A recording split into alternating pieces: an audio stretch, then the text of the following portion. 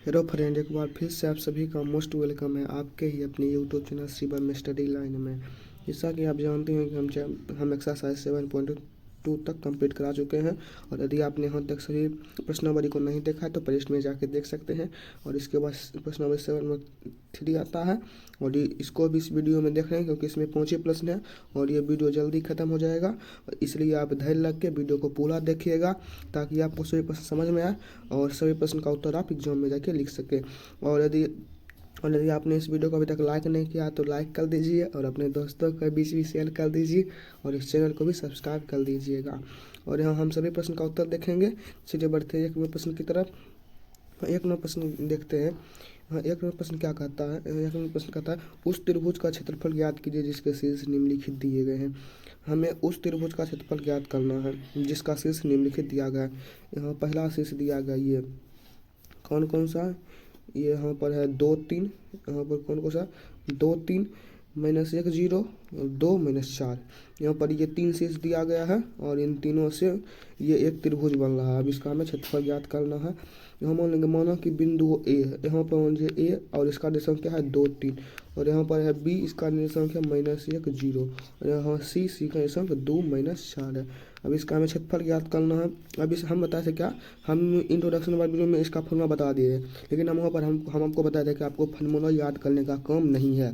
हम आपको एक ऐसा ट्रिक बताएंगे जिससे कि हम इससे आप बिना फार्मूला करें, मतलब बिना फार्मूला याद कर सकते हैं। चलिए उस ट्रिक को देखते हैं, वह ट्रिक क्या है। पर उस ट्रिक के लिए सबसे पहले एक त्रिभुज बनाते हैं। वह ट्रिक बताने के लिए सबसे पहले एक त्रिभुज बनाना पड़ेगा। ये एक त्रिभुज बन गया। अब यहाँ पर निर्देशांक यहाँ पर देख लेते हैं। यहाँ निर्देशांक दिया गया है 2 3 और यहाँ क्या दिया गया है? यहाँ दिया गया है -1 0। यहाँ ट्रिक आप देख लीजिए। इसके बाद दिया गया है 2 -4 2 -4। अब इसका ट्रिक हम देख लें, ट्रिक क्या होगा। यहाँ पर ट्रिक को आप ध्यान से देखिएगा तभी आपको समझ में आएगा, नहीं तो आप नहीं समझ पाइएगा। एक ट्रिक यह है कि सबसे पहले आप यहाँ पर क्षेत्रफल निकालने के सबसे पहले हाफ लगा दीजिएगा। क्या चीज़? सबसे पहले हाफ लगा दीजिएगा, उसके बाद बड़ी ब्रैकेट, उसके बाद कहीं से भी शुरुआत कर लीजिए। मान लीजिए हम यहाँ पर शुरुआत कर लिए, नहीं यहाँ पर सब शुरुआत करते हैं इधर से शीर्ष से। यहाँ 2 है तो सबसे पहले 2 लेते हैं, फिर ब्रैकेट, फिर उसके बाद यहाँ पर x अक्ष लिए, उसके बाद इधर दोनों में लेंगे y, यहाँ पर भी y लेंगे तो ले लिए -4। अब बीच में देंगे घटा का चिन्ह, घटा, और यहाँ पर भी घटा तो बन जाएगा +1। इसके बाद यहाँ पर देंगे घटा का चिन्ह, ब्रैकेट के अंदर माइनस का चिन्ह और ब्रैकेट के बाहर प्लस का चिन्ह और यहाँ देंगे प्लस का चिन्ह। प्लस जब ये पहला था इसका काम खत्म हो गया। अब दूसरा में आते हैं। दूसरा में x अक्ष का निशान क्या है 2 और फिर ब्रैकेट में लेंगे यहाँ पर देखिए। अब इसके बाद हम ब्रैकेट में लेते हैं। अब यहाँ पर रुक जाइए। अब यहाँ पर इसको ब्रैकेट में लेते हैं। ये 2 है और यहाँ पर लगता है ये गलती हो गया। यहाँ पर रुक जाइए। यहाँ पर ये 2 है और इसके बाद इससे ब्रैकेट में थे, ये 2 है, 2 ब्रैकेट में थे। अब ये हो गया, ये 2 नंबर वाला x लिए तो 3 नंबर वाला x, यानी 3 नंबर वाला y लेंगे 0 और घटा 3 लेंगे और उसके बाद क्या करेंगे, फिर इसका लेंगे x और यहाँ पर देंगे प्लस। हम बताते हैं कि प्लस देंगे और बीच में माइनस देंगे और ये प्लस दे दिए और यहाँ पर देखिए माइनस, यानी प्लस माइनस हो जाएगा, इसलिए इसे माइनस ही कर देते हैं। यहाँ पर इसे माइनस ही करते हैं, माइनस कर दिया और फिर ब्रैकेट। अब ये 3 नंबर ले लिए तो बच गया 1 और 2 नंबर। 1 2 नंबर में इसका y निर्देशांक यानी 3 घटा ये -4 और ये घटा क्या चीज़ जोड़ 4। अब देखिए इसका निर्देशांक आसानी से निकल जाएगा। अब इसे हल कर लेंगे। यहाँ पर देखिए कोई फॉर्मूला नहीं लगा, अब इसे आसानी से हल कर लेते हैं। 1/2 इंटू 2 गुने यहाँ पर हो जाएगा -3 घटेगा तो जोड़ 2 गुना -3। इसके बाद क्या करेंगे, उसके बाद यहाँ पर देखिए, उसके बाद यहाँ पर हो जाएगा माइनस, यहाँ पर माइनस, यहाँ क्या था, यहाँ था माइनस, यहाँ पर -1 होगा शायद, -1 गुना 4 3 7। इसके बाद यहाँ पर निकालेंगे इसको हल करके। 1/2 इंटू 3 दूनी 6 -6 प्लस यहाँ पर हो जाएगा प्लस -6 और यहाँ पर प्लस -7 हो जाएगा। यहाँ पर रहता है गलती निकल गया, क्योंकि यहाँ पर ठीक से निर्देशांक नहीं लिखा। अब इसका ट्रिक यही होगा कि इसका ट्रिक फिर से एक बार बताया था। इसका ट्रिक यही है कि यहाँ पर इसका ट्रिक से यही है कि हाँ जैसे बताया तो इसका ट्रिक है। यहाँ पर कोई तीन निर्देशांक दिया रहेगा। यहाँ पर x y दिया गया है, यहाँ पर x1 y1 है, यहाँ x2 y2 है, यहाँ x3 y3 है।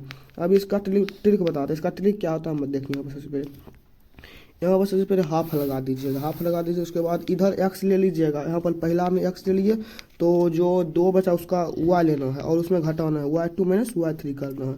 और फिर उसके बाद ये पहला का काम खत्म, अब लेंगे दूसरा, और दूसरा में जब करेंगे तो प्लस x2।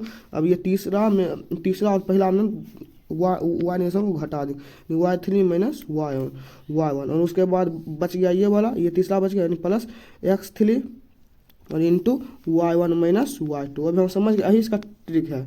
यहाँ पर ट्रिक बिल्कुल आसान था कि इसमें सबसे पहले x लेते आएंगे और उसके बगल में ब्रैकेट लगाकर yx को घटा देंगे जो 2 बचा होगा, ठीक। इसका ट्रिक है। यदि आपसे ट्रिक संभव नहीं लगता तो आप फार्मूला को याद कर लीजिए। यहाँ वही ट्रिक पर बताए हैं कि माना कि बिंदु ये सभी मान लेंगे, उसके बाद त्रिभुज भी से बराबर 1/2 इंटू, अब देखिए यहाँ पर बिना त्रिभुज बनाए हुए भी हम कर सकते हैं। 1/2 इंटू यहाँ पर 2 ले लिए तो 0 घटा 4 यानी 0 + 4 और प्लस माइनस 1 कर देंगे और उसके बाद -4 घटा 3 कर देंगे और उसके बाद यहाँ पर +2 किए तो यहाँ पर 3 घटा 0 कर देंगे। उसके बाद यहाँ इससे हल करेंगे 1/2 इंटू 2 × 4 प्लस -1 गुना -7 प्लस 2 × 3 1/2 इंटू 8 जोड़ 7 जोड़ 6 यानी 1/2 गुना 21 21/2 वर्ग इकाई। इसका आंसर हो गया, यानी इस त्रिभुज का क्षेत्रफल हो गया 21/2 वर्ग इकाई। हाँ, और आपको एक बात और बता देते हैं कि अब सभी क्लास का PDF, सभी जो क्लास होगा उन सभी का PDF का लिंक हम डिस्क्रिप्शन बॉक्स में दे देंगे और जो क्लास हम लिए थे उसका भी PDF का लिंक डिस्क्रिप्शन बॉक्स में दे दिए। अब आपको PDF के लिए कोई व्हाट्सएप ग्रुप में नहीं ज्वाइन होना, आप सीधा आप जो डिस्क्रिप्शन में लिंक दिया गया उससे आप PDF ले सकते हैं, ठीक। अब देखते हैं दूसरा नंबर प्रश्न। अब दूसरा नंबर प्रश्न यहाँ पर भिन्न लेशंक दिया गया -5 -1 3 -5 और 5 2। यहाँ पर मान लेंगे, माना कि P इसको P मान लेंगे, इसको Q और इसको R, इसलिए त्रिभुज PQR का क्षेत्रफल बराबर। अब जो हमारा था ट्रिक वो लगाएंगे 1/2 इंटू -5 इंटू -5 घटा 2 और इसके बाद ये +3, उसके बाद 2 घटाओ घटा 1 यानी ये बन जाएगा प्लस, क्योंकि माइनस यहाँ पर प्लस बन जाएगा 2 जोड़ेगा और उसके बाद +5 करेंगे तो हो जाएगा -1 घटा -5 यानी हो जाएगा माइनस प्लस यानी +5 1/2 इंटू -5 गुने -7 जोड़ 3 × 3 +5 × 4 यानी हो जाएगा 1/2 इंटू 35 जोड़ 9 जोड़ 20 यानी 1/2 गुना 64 यानी अगर इसे काटेंगे तो हो जाएगा 32 वर्ग इकाई। इसका आंसर निकल गया 32 वर्ग इकाई और उसे पीछे वाला जो था उसका निकल गया 21/2 वर्ग इकाई। हम दूसरा प्रश्न देखते हैं। 1 नंबर प्रश्न खत्म होता है और यदि आपको प्रश्न समझ में आ रहा है तो वीडियो को लाइक कीजिएगा और अपने दोस्तों के बीच भी शेयर कीजिएगा और इस चैनल को भी सब्सक्राइब करके घंटा को दबा लीजिएगा। अब देखते हैं दूसरा प्रश्न में कहता है निम्नलिखित में से प्रत्येक में के का मान ज्ञात कीजिए ताकि तीनों बिंदु समलेखी हो। अब सबसे पहले समलेखी का मतलब समझते हैं। समलेखी होता क्या? संलेखी का मतलब होता है एक ही रेखा पर स्थित, ये एक रेखा इसी पर सभी बिंदु जो स्थित होना चाहिए। ये जो तीनों बिंदु का निर्देशांक है, ये तीनों बिंदु एक ही रेखा पर स्थित है, कोई एक ही रेखा पर स्थित है, यही रेखा पर स्थित है ये तीनों बिंदु, ठीक। अब हम लिख देंगे ये 3 निर्देशांक दिया गया है। अब ये तीनों निर्देशांक सबसे पहले ये हम आपको बताना चाहते हैं कोई भी 3 बिंदु संलेखी है। अगर संलेखी है तो उससे त्रिभुज का क्षेत्रफल का निर्माण होगा। देखिए इससे पहले त्रिभुज बन रहा है, ये जो तीनों निर्देशांक दिया गया है इससे त्रिभुज बन रहा है। अगर त्रिभुज नहीं बनेगा तो इसका क्षेत्रफल क्या होगा? 0 होगा। यहाँ पर लिख देंगे, नहीं तो लिख लिए कि बिंदुओं संलेखी होंगे यदि इनसे बने त्रिभुज का क्षेत्रफल 0 हो। यहाँ ये बात अभी हम बताएं कि यदि इनसे बने हुआ त्रिभुज का क्षेत्रफल 0 यानी जो इनसे त्रिभुज बनेगा उसका क्षेत्रफल 0 होगा। अब इन तीनों से त्रिभुज का क्षेत्रफल निकालेंगे और वो सभी 0 होगा। यहाँ होगा 1/2 इंटू 7 इंटू 1 माइनस किए +5 इंटू किए +2। यहाँ प्लस क्यों होगा? क्योंकि यहाँ पर माइनस था इसलिए माइनस प्लस, और यहाँ पर +3 इंटू -2 घटा 1, क्योंकि यहाँ पर ये 3 बना लिए तो ये पहला और दूसरा होगा। -2 इंटू -2 घटा -1 हो गया और उसके बाद ये बराबर 0 हो जाएगा क्योंकि त्रिभुज का क्षेत्रफल 0 हो जाएगा क्योंकि तीनों बिंदु संलेखी है। उसके बाद 1/2 इंटू अब ये जो 2 इधर गुणों में था इधर जाकर भाग हो गया, नहीं ये 2 देखिए इधर 1/2 है तो इधर जाएगा तो ये गुणों में हो जाएगा यानी ये 0 हो जाएगा। 0 में कोई भी संख्या गुना होता है वो 0 भी। उसके बाद इधर गुणा करेंगे 7 - 7 के +5 के +10 जोड़ 3 गुना -3 बराबर 0। 7 - 2 के +10, ये जो 10 था इसे इधर ले -9, यहाँ पर 3 × 9 और जो ये 5 था 7 में पहुँच गया तो 2 बच गया इसलिए यहाँ पर लिख दिया। उसके बाद 8 -2 के 8 अब यहाँ पर देखें 8 कैसे हुआ, क्योंकि 10 7 17 है, 17 में से 9 गया तो 8 - 2 के बराबर 0, और ये 2 के इधर भी 3, 8 बराबर 2 यानी के बराबर 4। के का मान कितना निकला 4। अगर के का मान 4 होगा तो ये तीनों बिंदु समलेखी होंगे। अब देख लो दूसरा प्रश्न, इसी में दूसरा प्रश्न है। दूसरा प्रश्न है क्या है, 8,1 8 पहला निर्देशांक 8 1 के -4 2 -5 ये 3 निर्देशांक दिया, और इसमें के का ऐसा मान ज्ञात करना जिससे ये तीनों बिंदु समलेखी और इतने बिंदु समलेखी होंगे यदि बिंदुओं इतना इतना के द्वारा बनने वाले त्रिभुज का क्षेत्रफल 0 हो।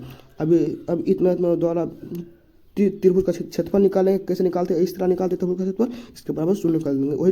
वही हम ट्रिक लगाए 1/2 इंटू 8 के ऊपर 8 है, 8 इंटू -4 और यहाँ पर था माइनस, तो माइनस माइनस प्लस देंगे, +5 प्लस के, और ये प्लस के इंटू -5 -1 प्लस 2 इंटू 1 प्लस 4 हो गया, क्योंकि यहाँ पर माइनस था, माइनस माइनस प्लस हो गया।